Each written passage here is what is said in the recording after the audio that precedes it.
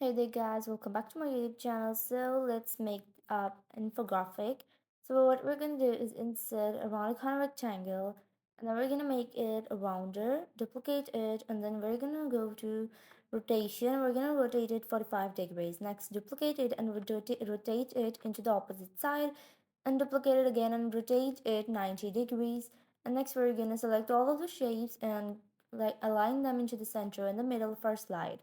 We're gonna like close the format background panel, and next we can just like make them more rounded so that we can make absolute rounder circle. We're gonna go to merge options, click on fragment, remove this part from this like shape, and let's just remove this one part right here, and these are all unnecessary parts.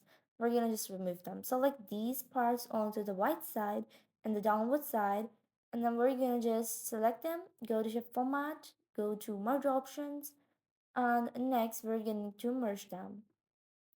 Here you go. We're going to select the other half, and we're also going to merge it. Select both shapes, go to shape format, remove the outline, go to format shape. And from here, we're going to give them a gradient fill. Let's just give it gradient fill using the eyedropper from the already pre-made and prepared color palette that I have already prepared from before. So let's just add our like gradient here. The gradient I'm gonna use is pink and peach.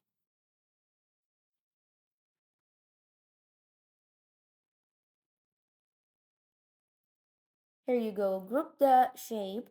Next you're just going to decrease its size a bit.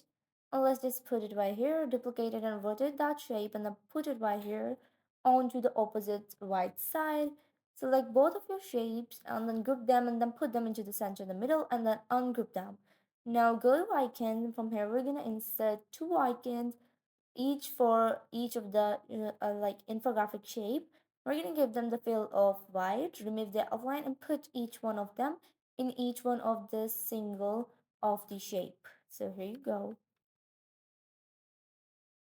Let's just give a shadow to our background like shapes.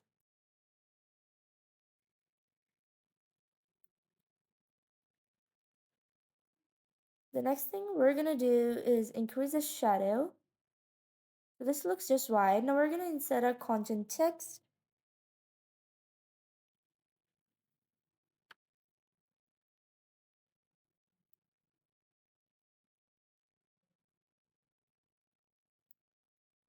Let's just put it right here, and we can give it the right side alignment.